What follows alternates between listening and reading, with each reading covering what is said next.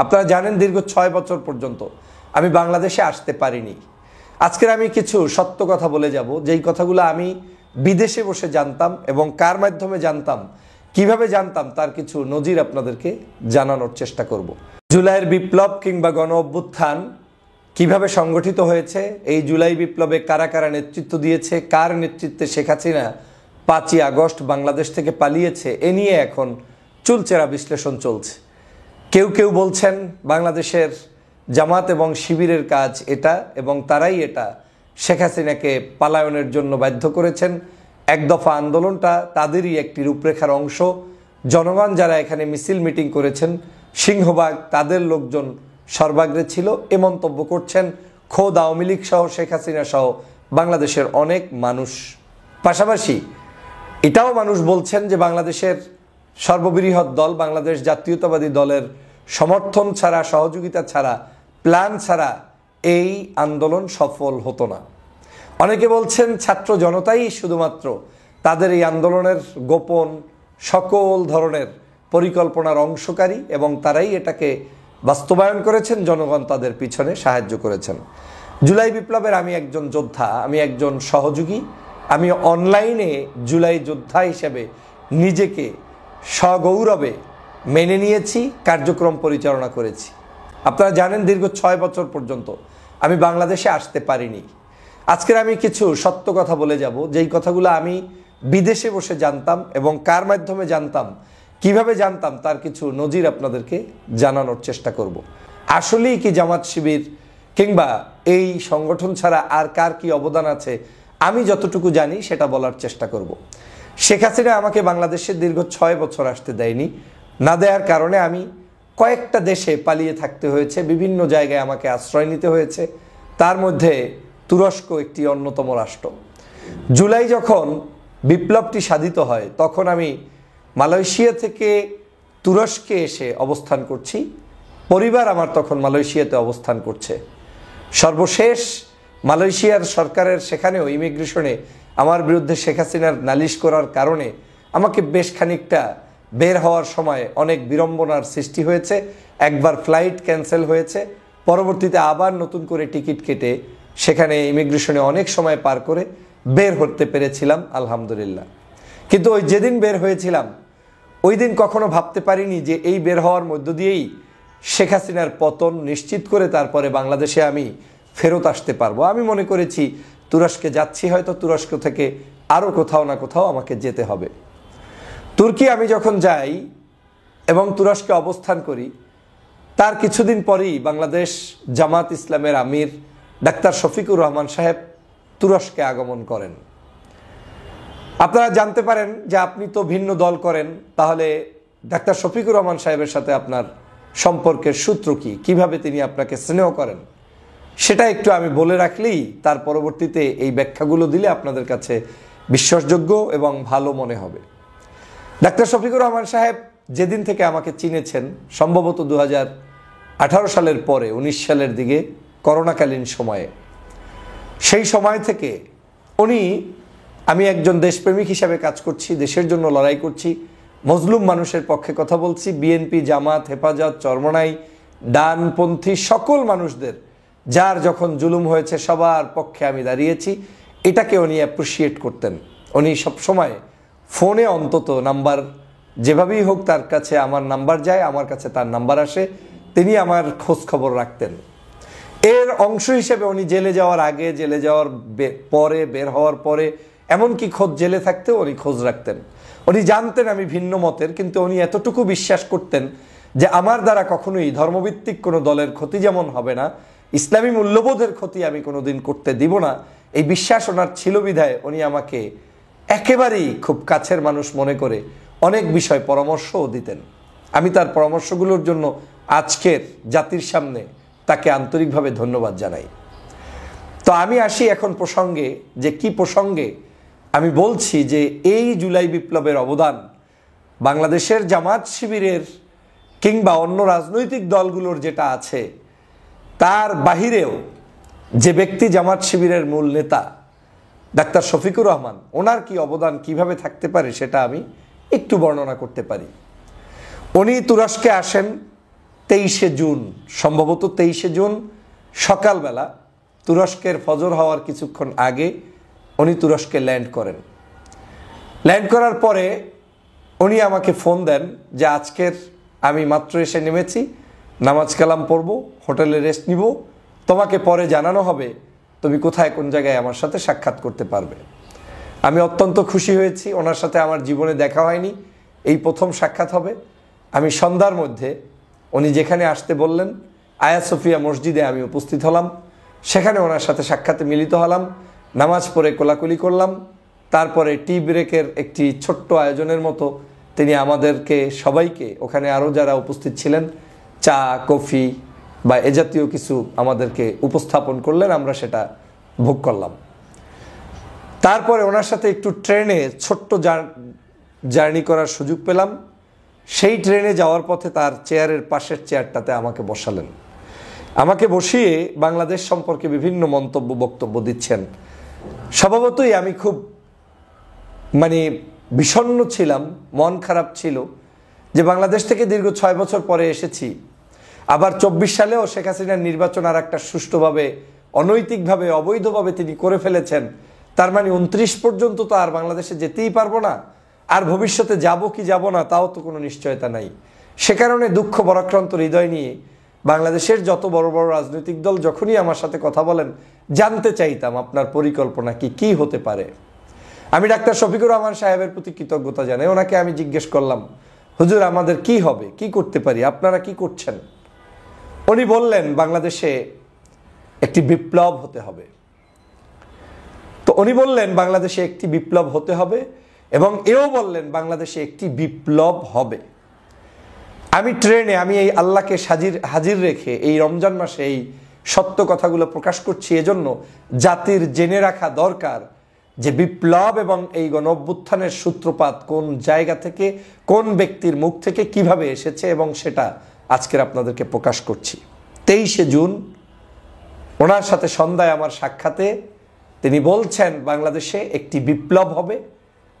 আমি তখন মনে মনে হাসলাম এজন্য আমরা যারা ইসলামিক বাংলাদেশে রাজনৈতিক দলগুলোর সাথে সম্পৃক্ত থেকে রাজনীতি করছে, সবারই একটি চিন্তা থাকে বিপ্লব হবে, ইসলামী বিপ্লব হবে, হুকুমত হবে, দিন কায়েম হবে, ধর্মভিত্তিক বহু বক্তব্য থাকে। তো সেই শব্দ চয়নের জায়গা থেকে আমিরে জামাত হয়তো বলেছেন একটি বিপ্লব হবে। তারপরে উনি শ্রদ্ধেয় ব্যক্তিত্ব, আমি চুপ করে শুনলাম, জানতে চাইলাম বিপ্লব কিভাবে হবে।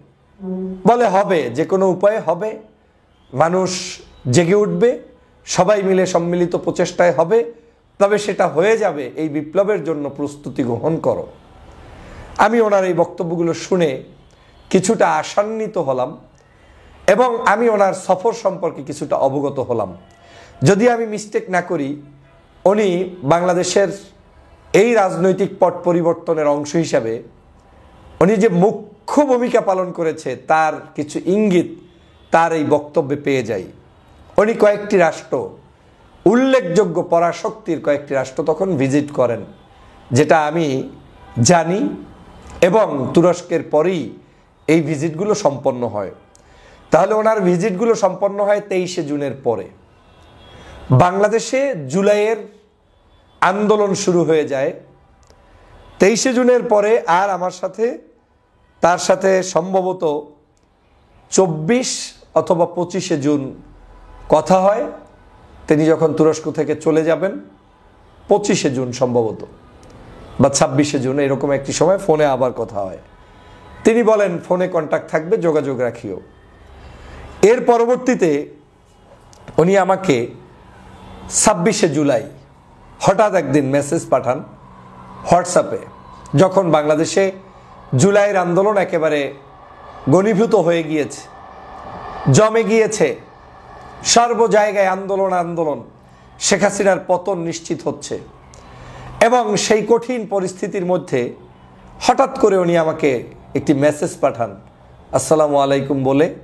ইংলিশে মেসেজটার সার মর্ম হচ্ছে, তুমি এই বিশেষ অ্যাপসটি ডাউনলোড করো, তোমার সাথে হয়তো আমার যোগাযোগ রক্ষা করতে হলে এই জায়গায় কথা বলতে হবে। আমার হঠাৎ করে মাথা একটু হলেও চিন্তায় পড়ে গেলাম যে লোকটার সাথে আমার যখন হোয়াটসঅ্যাপে কথা হবে সেই লোকটা আমাকে বিশেষ কিছুর মাধ্যমে যোগাযোগ করতে চায়, আন্দোলন চলমান, তাহলে এর মধ্যে কিন্তু আছে। আমি জানার চেষ্টা করলাম, বোঝার চেষ্টা করলাম, বিভিন্নভাবে আমি জানতে পারলাম বাংলাদেশের যে আন্দোলন চলমান রয়েছে এই আন্দোলনে জামাত শিবির তাদের জীবনের সর্বোচ্চ মূল্য নিয়ে ঝাঁপিয়ে পড়ার জন্য কেন্দ্র নির্দেশিত বিশেষ পদ্ধতিতে তারা অবলম্বন করেছে। এবং আমি এও জানতে পারলাম ঢাকা শহরে তারা সর্বোচ্চ এই প্রায় 15-20 দিন পর্যন্ত বিভিন্ন জায়গা থেকে, প্রান্ত থেকে চিরা মুড়ি ডাল যে যেভাবে পেরেছে, যার যেখানে অবস্থান করার সুযোগ এসেছে, তারা তাদের সেই লক্ষ লক্ষ নেতাকর্মী নিয়ে উপস্থিত হয়েছে। আমার কাছে থাকা তথ্য অনুযায়ী আমি তখন জানতে পেরেছি 25 থেকে 30 লক্ষ এডিশনাল পিপল, যারা কাউন্টেড ছাড়া জামাত শিবিরেরই নিজেদের ডেডিকেটেড পিপলদেরকে ঢাকা শহরে নিয়ে আসতে সক্ষম হয়েছে। কম বেশি হতে পারে, মিডিয়ায় এক ধরনের তথ্য আসতে পারে, এমনকি অনেকে 50 লক্ষও বলেছেন, যদিও আমি সেটাকে খুব একটা গুরুত্বের সাথে দেখি না। আমি 25-30 লক্ষ জামাত শিবির আসতে পারে এ ধারণাটা আমার আছে। তো যখন শফিক সাহেবের ওই মেসেজ পেলাম 26শে জুলাই, তখন আমি আমার কাছে অবস্থানরত দুজন ভাই ছিলেন তুরস্কে। আমি এগুলা কেন বলছি, আপনারা ভবিষ্যতে তাদের ইন্টারভিউ নিতে পারবেন, সাক্ষী নিতে পারবেন। একটা ছেলে হচ্ছে তুরস্কে পড়াশোনা করে, নাম তানভীর, ফেনীতে বাড়ি। আর একজন ভদ্রলোক যে আমাকে আশ্রয় দিয়ে সাহায্য করেছে, সহযোগিতা করেছে, তার নাম শহীদ রাহাত, একজন ব্যবসায়ী, বিশিষ্ট ব্যক্তি। এই তানভীর এবং শহীদ রাহাত, এই দুই ব্যক্তির কাছে আমি কিছু কিছু বিষয় শেয়ার করতাম যে আজকের এই ঘটনা ঘটতে পারে, আমার কাছে মনে হচ্ছে আমিরে জামাতের এই বক্তব্য কোনো একটা সিগন্যাল বহন করছে। তো তারাও হতভম্ব হতেন, বলতেন না ভাইয়া এগুলা হতেও পারে, নাও হতে পারে।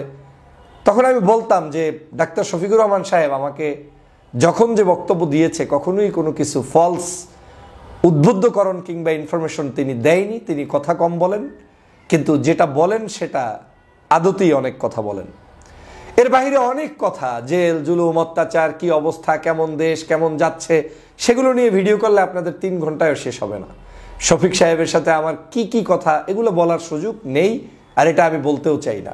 আমি শুধু এই কথাটাই বলতে চাই যে এই বিপ্লবের তিনি একজন সাথী কিভাবে হলেন, তার যে গোপন একটি পরিকল্পনায় এগুলো হতে পারে, সেই জায়গাটা জাতির ইতিহাসে যাতে লিপিবদ্ধ থাকে, সেজন্য আজকের ডেট সহ ম্যান সহ আমি আপনাদেরকে বলছি। ওনার এই অ্যাপসের পরে আমি ওনাকে অ্যাপসে মেসেজ পাঠালাম, সাথে সাথে উনি হয়তো 1-2 ঘন্টা পরে বা 6 ঘন্টা পরে রিপ্লাই আসলো, please pray for our victory, আমাদের স্বাধীনতার জন্য, নতুন স্বাধীনতার জন্য তুমি আমাদের জন্য দোয়া করো। এবং আমার বুঝতে আর বাকি নেই যে বাংলাদেশের এই জায়গাটায় তিনি কি অবদান রাখছেন। জুলাই বিপ্লব চলতে থাকলো, আমরা সেই আন্দোলনের আমি দিন রাত 24 ঘন্টা ভিডিও বানালাম, বক্তব্য দিলাম, লাইভে যেতে থাকলাম। বাংলাদেশে ইন্টারনেট বন্ধ, আমি চেষ্টা করলাম জানার পরেও যে বাংলাদেশের বন্ধ, কিন্তু কোটি বাংলাদেশি বিদেশে জাগ্রত যারা তথ্য শুনতে চায়, জানতে চায়, আমি সামহাও যে কোনো ইনফরমেশন পেলে সেখান থেকে তথ্যগুলো নিয়ে আসতাম, রাত ভর কান্না করতাম, আপনাদেরকে উদ্বুদ্ধ করতাম। সেগুলো আপনারাই এখন কমেন্টস বক্সে সাক্ষী হিসেবে লিখে যেতে পারবেন আমি কি করেছি, কি করি নাই। আমি মনে করেছিলাম এই আন্দোলনটা যে কোনো মূল্যে, কার নামে হচ্ছে, কার ব্যানারে হচ্ছে, জামাত করছে না শিবির করছে না বিএনপি করছে না আর কেউ করছে, আমার এগুলো দেখার সুযোগ নেই, আমার দরকার হাসিনার পতন। এই চেতনা নিয়ে আমি আপনাদের সাথে নির্দলীয় বক্তব্য দিতাম, সবাইকে উৎসাহ যোগাতাম যে বিপদ মুক্ত হলে বিএনপির জন্যও কল্যাণ, জামাতের জন্যও কল্যাণ, আমাদের দেশবাসীর জন্যও কল্যাণ। আর বিপদ থেকে গেলে ক্রেডিট নিয়ে লাফালাফি করলে কল্যাণ তো নয়, সবারই অকল্যাণ। অতএব জামাত যদি এই কার্যক্রম করে বিজয় অর্জন করে দিতে পারে আমার, তাহলে আমার কোনো আপত্তি নেই। আমি সেই সেন্সে এই কথাগুলো সবসময় আপনাদেরকে বলতাম। আমি এই আন্দোলন চলাকালীন সময়ে সরাসরি আমার সাথে তারেক রহমান সাহেবের বক্তব্য বা ফোনে কথা হয়নি, কিন্তু আমি তার আশেপাশে থাকা কিছু মানুষদের সাথেও কথা বলার চেষ্টা করতাম এবং ইউনিটি রক্ষার জন্য আমি অবদান রাখতাম, আমি তাদেরকে উদ্বুদ্ধ করতাম এবং তারাও আমার তৎকালীন সময়ের বক্তব্যগুলোকে অ্যাপ্রিসিয়েট করতো, কারণ তারাও বিপদে আছে। তারা এখানে জামাত করুক শিবির করুক এটা নিয়ে তাদের কোনো বৈষম্য ছিল না, যেটা এখন এই 5 তারিখের পরে আমরা দেখতে পাচ্ছি বিএনপি জামাত একে অপরের পিছনে কথা বলা শুরু হয়েছে, এবং তাতে কিঞ্চিত আমি বিড়ম্বনায় পড়েছি, কারণ আমি মজলুমের পক্ষে সবার জন্য ছিলাম। কিন্তু যখন 5 তারিখের পরে এখানে আবার নতুন করে কেমন কেমন কথাবার্তা শুরু হয়েছে, তখন আমাকে মজলুমের পক্ষে থাকতে গিয়ে অনেক ট্যাগিংয়ের শিকার হতে হচ্ছে। যাই হোক, সে ভিন্ন আলোচনা। আমি কি করেছি কি করি নাই, দেশের জন্য কি করেছি, বিএনপির জন্য কি করেছি, জামাত শিবির বা হেফাজত চরমনায়ের জন্য কি করেছি, একমাত্র আল্লাহর সন্তুষ্টি এবং আল্লাহ তাআলা সেটা ভালো করে জানেন। তো ডাক্তার শফিকুর রহমান সাহেবের এই আন্দোলন সংগ্রাম, জামাত শিবিরের ভিতরে ভিতরে কার্যক্রম এই চলমান রয়েছে। হঠাৎ আমি একদিন আবার এই ইন্টারনেট বন্ধ, যে কোনো মূল্যে বাংলাদেশের কার্যক্রম চলছে, আমার দৃঢ় বিশ্বাস ছিল যে শফিক সাহেব আমার খোঁজ রাখছেন, যে কোনো বিপদে আপদে তিনি অবশ্যই কোনো না কোনো সিগন্যাল আমাকে দিবেন, আমি অপেক্ষায় থাকতাম, কিন্তু আমার কার্যক্রম আমি চলমান রাখতাম। অন্যদিকে বিএনপি জামাত তাদের সকলের পেজগুলোকে অবজার্ভ করার চেষ্টা করতাম। শফিক সাহেবের মেসেজ এবং জামাতের পেজের বক্তব্যগুলো, সমন্বয়কদের বক্তব্যগুলো সিমিলার হচ্ছে কিনা, বিএনপির বক্তব্যগুলো সেম আসতেছে কিনা, এটাকে আমি নিজে একটা পিকচার নিজের সামনে দাঁড় করাতাম।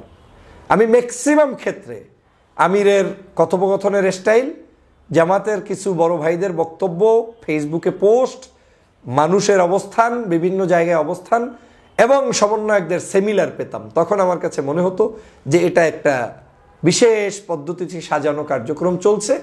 এমনও হতে পারে যারা আন্দোলনের মূল জায়গায় এসে নেতৃত্বের একে আছে, হয়তো তিনি অনেক কিছু বুঝবেন না, কিন্তু ব্যাকআপটা জামাত শিবির দিচ্ছে, এটা আমার ধারণা তৈরি হয়ে গিয়েছিল এবং এখনও এই ধারণাটা আমি পোষণ করি, কোনো সন্দেহ নেই। কারণ মিথ্যা ইতিহাস বলে তো লাভ নেই, যেটা সত্য সেটা জাতিকে জানাতে হবে, অসত্যকে জাতির কাছে প্রতিষ্ঠিত করে লাভটা কি? আমি চরমনায়ের পীর সাহেব হুজুরের আপনার মিছিলগুলো দেখতাম, তার আন্দোলনে নামার ইতিহাস দেখতাম, আমি কৃতজ্ঞতা জানাই তার প্রতি এবং তাদের সেই, কিন্তু কমিউনিকেশন করার সুযোগ হয়নি। তাদের অ্যাক্টিভিটিসগুলো আমাকে ভালো লেগেছে এবং ভালো বেসেছি। 6 তারিখে বাংলাদেশের 5 তারিখ তুরস্কে গভীর রাত, মানে আপনি এটা 6 তারিখ বলতে পারেন, 12টার পরে যেহেতু কল দিয়েছে, মানে 5 তারিখ রাতেই আর কি, আমাকে হঠাৎ করে ডাক্তার শফিকুর রহমান সাহেবের একটা ফোন পেলাম এবং নিজেকে ভীষণ আনন্দিত মনে করলাম। আমি ভাবতেও পারি নাই তিনি আমাকে ফোন দিয়ে আমার প্রতি কৃতজ্ঞতা জানাবেন। আমি সত্যি আজকের জাতির কাছে এটা বলতে বাধ্য হচ্ছি যে কেন তিনি আমাকে এই ফোনটা দিয়ে যে স্বীকৃতিটা দিলেন, এটা আল্লাহর দরবারে দোয়া করা ছাড়া এর আর বড় কোনো প্রাপ্তি কিংবা তার জন্য দোয়া করার আর কোনো অপশন আমার হাতে নেই, তাকে দেওয়ার কিছু নেই। কেউ আমাকে খোঁজ নেননি, কিন্তু ডাক্তার শফিকুর রহমান সাহেব আমাকে ফোন দিলেন। ফোন দিয়ে বললেন, এই বিজয় তোমার, তুমি দীর্ঘ 16 বছর পর্যন্ত জুলুমের জালিমের বিরুদ্ধে কথা বলেছ, আজকের 5 তারিখ হাসিনা পালিয়ে গিয়েছে এবং এই বিজয়ের তুমিও একজন যোদ্ধা, তুমি আমাদেরকে সমর্থন করেছো, সাপোর্ট করেছো এবং আরও বেশ কিছু শব্দচয়ন যেগুলো এত পজিটিভ, বাংলাদেশের সম্মুখ যুদ্ধে যারা অংশগ্রহণ করেছে তুমি তার টপ 5, 10 এরকম বলছেন, শব্দচয়নগুলো কম বেশি এভাবে বলে তুমি অনেক বড় অবদান রেখেছো, অনলাইনে তুমি অনেক কথা বলেছো, তোমার প্রতি কৃতজ্ঞতা, আজকের স্বাধীনতা অর্জিত হয়েছে, তিনি সেজন্য কৃতজ্ঞতা জানিয়েছেন। পাশাপাশি এও বলেছেন তিনি রাষ্ট্রপতির ভবনে তারা যে গিয়েছেন, তারপরে খালেদা জিয়ার মুক্তির জন্য তিনি যে দাবি তুলেছেন, এবং শফিক সাহেব জানেন যে এই কথা শুনলে আমি খুশি হব, কারণ তিনি যেটা দেখেছেন করেছেন খালেদা জিয়ার জন্য সেটা তো আমাকে তিনি বলবেন, এটাই স্বাভাবিক। দেশনেত্রী খালেদা জিয়ার মুক্তির জন্য উনি সেখানে সর্বাগ্রে ভূমিকা পালন করেছেন, বলেছেন যে তাকে মুক্তি দিতে হবে। প্রেসিডেন্ট তখন নাকি প্রশ্ন তুলেছিলেন, মানে আমার শব্দচয়নে ভুল হতে পারে, যে কিভাবে কোন প্রক্রিয়ায়, তখন নাকি তিনি এইভাবেই বলেছিলেন যে যে প্রক্রিয়ায় আমরা এখন কথা বলছি কিংবা দেশ শাসন করার জন্য বসেছি, সেম প্রক্রিয়ায় তাকে মুক্তি দিয়েই দিতে হবে। এবং একদিনের মধ্যেই আপনারা দেখেছেন খালেদা জিয়ার মুক্তির বিষয়টি জাতির কাছে চলে এসেছে। আমি সেজন্য ডাক্তার শফিকুর রহমান সাহেবের প্রতি কৃতজ্ঞতা জানাই। ওনার ওই 5 তারিখ রাতের কৃতজ্ঞ মেসেজের মধ্যে আমি একটু ইনকোয়ারি করার চেষ্টা করি। আমি জানার চেষ্টা করি, হুজুর আপনার এই আজকের আন্দোলন সংগ্রাম তো করলেন, অনেক কষ্ট করলেন, কিভাবে কি হলো না হলো। সংক্ষিপ্ত বক্তব্যে যেটা হলো, ফয়জুল তুমি তো সব কিছুই বোঝো, এখানে আমরা চাইলে আমাদের সংগঠনের নাম কিংবা আমাদের ছেলেদের নাম আগে প্রকাশ করে হয়তো দিতে পারতাম, কিন্তু একটি বিজয় অর্জনের জন্য অনেক স্যাক্রিফাইস করতে হয়। আমরা জামাত নির্যাতিত হয়েছি, আমাদের দল বন্ধ করে দেওয়া হয়েছে, কিন্তু তাই বলে তো আমি আমার এই দলকে শুধুমাত্র সামনে প্রমোট করে জাতীয় ঐক্য বিনষ্ট করতে পারি না। আমরা আমাদের সব কিছু ঝেড়ে দিয়ে আমাদের সকলের সিদ্ধান্ত মোতাবেক আমরা এটাকে জাতীয় ঐক্যে রূপান্তরিত করেছি। আমরা এখানে ক্রেডিট নিতে চাইনি, কিন্তু এর সমস্ত জায়গায় আমাদের ছেলেপেলে কিভাবে কোথায় কাজ করেছে, ফয়জুল এটা তুমি তো ভালোই বুঝতে জানো, এবং এটা আমাদের পরিকল্পনায় হয়েছে। এই শব্দগুলো আমি যা বললাম কম বলা হয়েছে, কারণ অনেক শব্দ আমি চাইলেও আপনাদেরকে শেয়ার করতে পারবো না।